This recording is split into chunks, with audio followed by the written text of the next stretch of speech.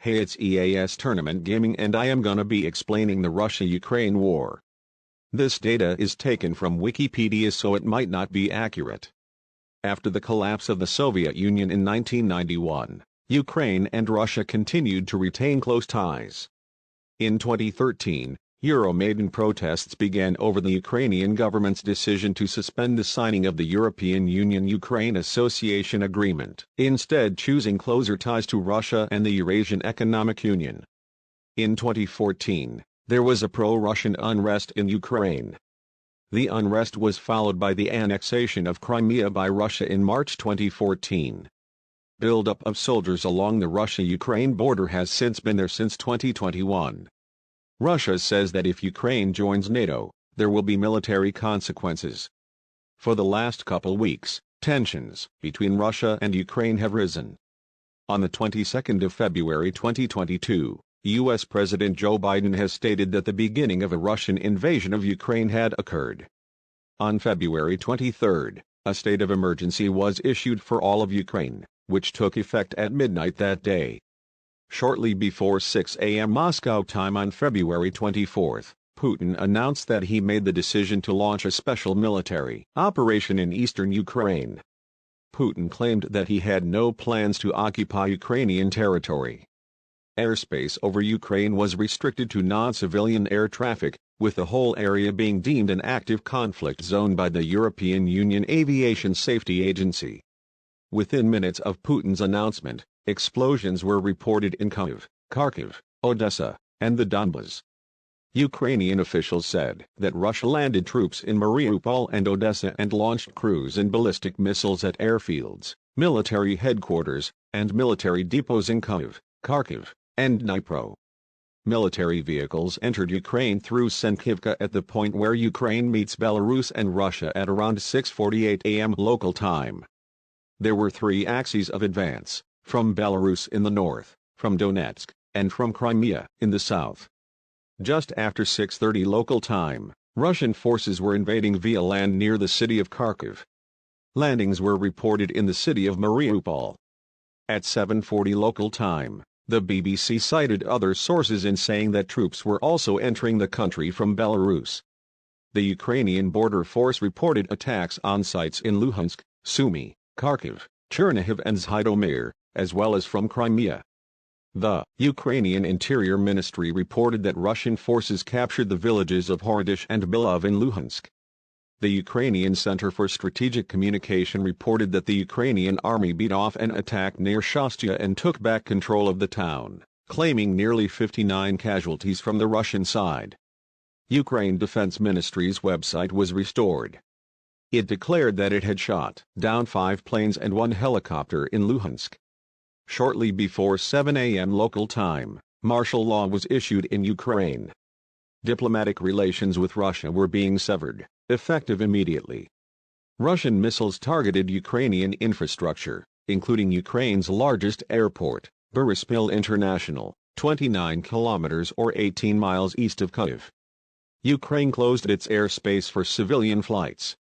A military unit in Podilsk was attacked by Russian forces, resulting in 6 deaths and 7 wounded. 19 more people were also reported missing. Another person was killed in the city of Mariupol. A house in Chahuv was damaged by Russian artillery. Its occupants were injured and 1 boy died. 18 people were killed by Russian bombing in the village of Lipetsk. At 10 a.m. local time it was reported that Russian troops invaded Ukraine from the north. At 10:30 a.m. local time the Ukrainian Defense Ministry reported that Russian troops in Chernihiv Oblast had been stopped, a major battle near Kharkiv was in progress, and Mariupol and Shastia had been fully reclaimed. It was reported that 6 Russian planes, 2 helicopters and dozens of armored vehicles were destroyed.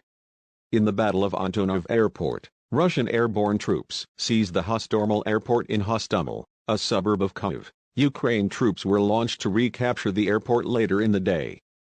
Belarus allowed Russian troops to invade Ukraine from the north.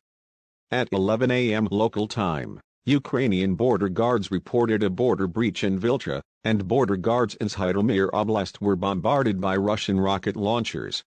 At 11:30 a.m. local time, A second wave of Russian missile bombings targeted the cities of Kyiv, Odessa, Kharkiv, and Lviv. Civil rights activists in Poland reported an increase in the crossing of migrants from Belarus to Poland. Belarus is considered to be observers to be taking orders from Russia and using migrants at the Polish-Belarus border as a weapon. By 12:04 p.m. local time, Russian troops advancing from Crimea moved towards the city of Novokakhovka in Kherson Oblast. Later that day, Russian troops entered the city of Kherson and took control of the North Crimean Canal, which would allow them to resume water supplies for the peninsula. At 1 p.m. and 1:19 p.m. local time, Ukrainian border guards and armed forces reported 2 new clashes near Sumy and Starobilsk. At 1:32 p.m. local time, 4 ballistic missiles launched from the territory of Belarus in the southwestern direction. Several stations of Kyiv Metro and Kharkiv Metro were used as bomb shelters for the local population. A local hospital in Vuhledar was reported to have been bombed with 4 civilians dead and 10 wounded. Ukrainian border guards reported that 2 Russian ships attacked and tried to capture the small Snake Island near the Danube Delta. At 4 p.m. local time, fighting between Russian and Ukrainian forces had erupted in the ghost cities of Chernobyl and Pripyat. Around 6:20 p.m. local time, the Chernobyl nuclear power plant was under Russian control, as were the surrounding areas. Russian troops threatened to attack Zaporizhzhia nuclear power plant. At 4:18 local time, the mayor of Kyiv proclaimed a curfew lasting from 10 p.m. that day to 7 a.m. the next day. It was estimated that more than 100,000 Ukrainians had left their homes, with thousands of these crossing into Moldova and Romania. At 10 p.m. local time, Ukrainian state border guards announced that Russian forces had captured Snake Island following a naval and air bombardment of the island. All 13 border guards on the island were killed in the bombardment, after refusing to surrender to a Russian warship. 17 civilians were confirmed killed, including 13 killed in southern Ukraine, 3 in Mariupol and 1 in Kharkiv. It was stated that 137 Ukrainian citizens, both soldiers and civilians, died on day 1 of the invasion. Shortly after 11 p.m. local time, all Ukrainian males between 18 and 60 years old were banned from leaving Ukraine. On the 25th of February at 4 a.m. local time, Kyiv was rocked with 2 explosions. These explosions were cruise and ballistic missiles being targeted at Kyiv. The Ukrainian government said that it had shot down an enemy aircraft over Kyiv, which hit a residential building, setting it on fire. Russian units were attempting to encircle Kyiv and advance into Kharkiv, but were bogged down in heavy fighting. Russian military forces advancing from the Crimea were divided into 2 columns, with analysts suggesting that they may have been attempting to encircle and entrap the Ukrainian defenders at Donbas, forcing the Ukrainians to abandon their prepared defenses and fight in the open. On the morning of February 25, it was said that 33 civilian sites had been hit in the previous 24 hours. Ukraine's defense ministry stated that Russian forces had entered the district of Obolin, Kyiv, and were around 9 kilometers or 5.6 miles from the Ukrainian parliament.